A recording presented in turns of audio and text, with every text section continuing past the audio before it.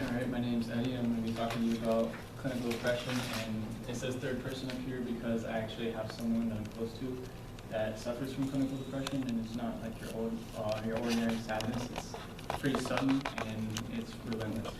So I'm going to show you guys about a 3-minute video of someone that's suffering from this disorder, because since it's such a so commonly misconstrued as just, oh, it's just you're sad, just think about happy thoughts. It's not about that. It's a little bit harder than that, actually. So I'm going to go ahead and show you someone. She's telling her mom how she feels about her depression. She's a little stressful, so that's just a warning, and she may be loud. Her name is Sabrina Benet.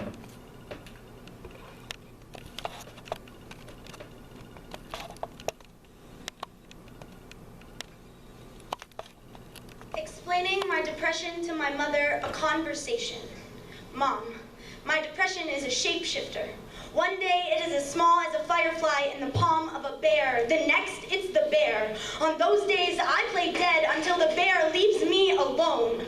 I call the bad days the dark days. Mom says, try lighting candles. When I see a candle, I see the flesh of a church. The flicker of a flame, sparks of a memory younger than noon. I am standing beside her open casket. It is the moment I learn every person I ever come to know will someday die. Besides, Mom, I'm not afraid of the dark. Perhaps that's part of the problem. Mom says, I thought the problem was that you can't get out of bed. I can't. Anxiety holds me a hostage inside of my house, inside of my head. Mom says, where did anxiety come from?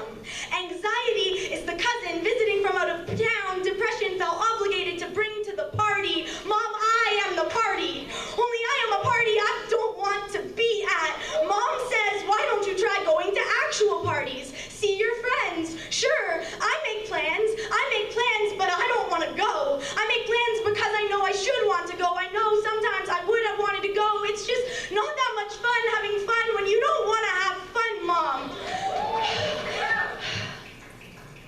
You see, Mom, each night, insomnia sweeps me up in his arms, dips me in the kitchen in the small glow of the stove light. Insomnia has this romantic way of making the moon feel like perfect company. Mom says, try counting sheep.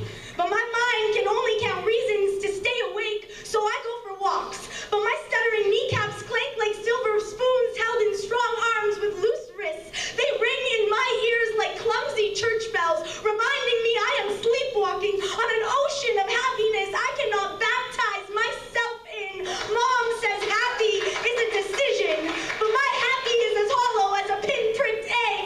My happy is a high fever that will break. Mom says I am so good at making something out of nothing, and then flat out asks me if I am afraid of dying. No, I am afraid of living. Mom, I am lonely. I think I learned how when Dad left, how to turn the anger into lonely, the lonely into busy. So when I tell you I've been super busy lately, I mean I've been falling asleep watching SportsCenter on the couch to avoid confronting the empty side of my bed. But my depression always drags me back to my bed until my bones are the forgotten fossils of a skeleton sunken city. My mouth a boneyard of teeth broken from biting down on themselves. The hollow auditorium of my chest swoons with echoes of a heartbeat, but I am a careless tourist here. I will never truly know everywhere I have been. Mom still doesn't understand. Mom, can't you see that neither can I? And that kind of shows you that depression isn't just your ordinary sadness. There's a lot more to it. Depression comes with anxiety. That's what it's tied with, and insomnia, which is lack of being able to go to sleep. So she says she feels trapped inside her house and inside her head because depression will not let her leave. So here are some things that I am going to show you about how to spot depression in someone else and go ahead and take care of that. So we have someone going completely silent. So they can be talking to you 1 minute, and then you look over, and then you look back, and they just completely shut out. They don't want to talk to you. They don't want to do anything. It's very strange once you see it. All they want to do is sleep the days away. Just like Sabrina in that video. She just said she just wants to sleep all day. the reason why she sleeps is because that's how she copes with her depression. She doesn't feel that anxiety and that trapped feeling when she's asleep. And so we're going, and then they have no interest in everyday activities like eating or going to school. And you have to, and the coping with depression, this is from like a standpoint of not having it, trying to help someone else. And you would want to see ignorance as a cry for help.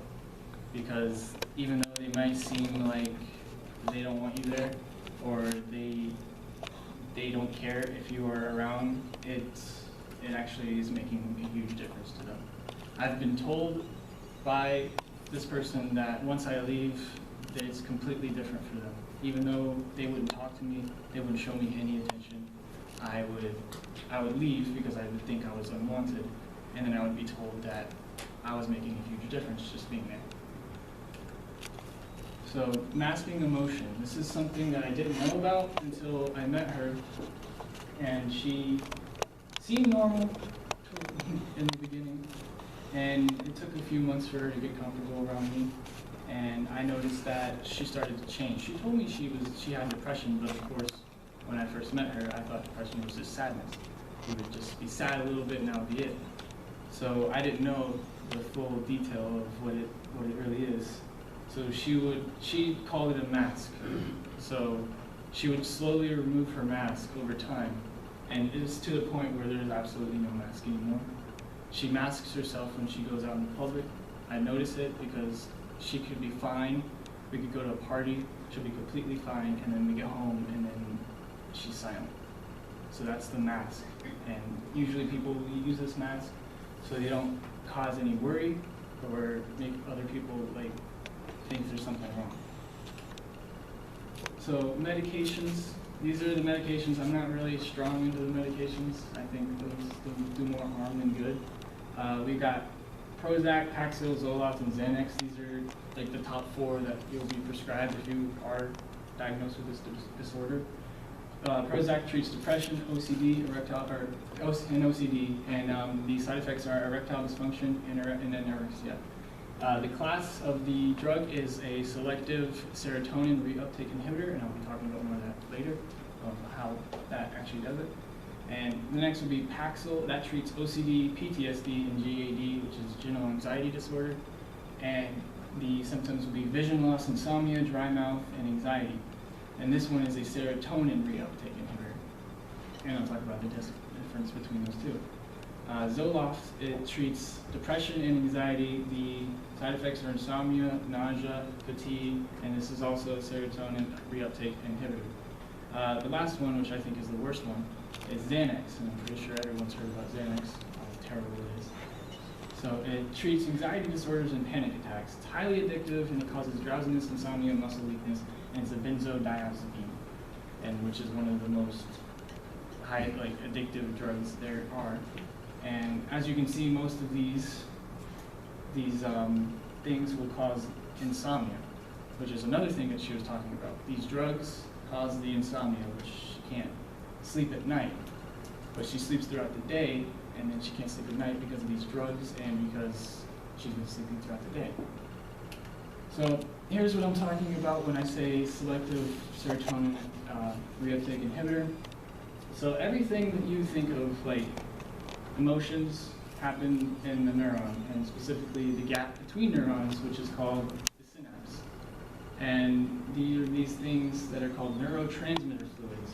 Serotonin happens to be one, and it's responsible for happiness. And the problem with someone with depression is that they lack this neurotransmitter. So what these drugs do, it prevents the reuptake of serotonin. So serotonin comes out of this through exocytosis, and then it goes into the synapse to these receptor sites. And those receptor sites send that chemical signal of happy and to the next neuron. And what these drugs do is inhibit these serotonin molecules to go back up into the neuron itself, which tricks the neuron into thinking it's running low on serotonin, so the cell makes more. And so more serotonin means more happy feelings. And that's why some drugs have that happy feeling if you take them. Right. And then treatment / how can I help, which is you guys. So there are things such as medications and therapy and home remedies. And therapy, she tells me that doesn't really help. It's more just for her parents. Because she thinks that it's a waste of time and that the therapist doesn't truly understand, appreciate what is going on. And home remedies, by that I just mean you guys. You guys can do things to help people with depression. I think it's much better than any drug can do. Yes, drugs help, but they only help for a short amount of time. They're not permanent. They dry out. You have to get new ones. It's just a big cycle. So yeah, so those things like staying around for someone, just being there for them, letting them know that someone's there for them, and letting them know that someone cares about them. That will go a long way, and I think that is probably the best way to deal with depression, is to be there for them.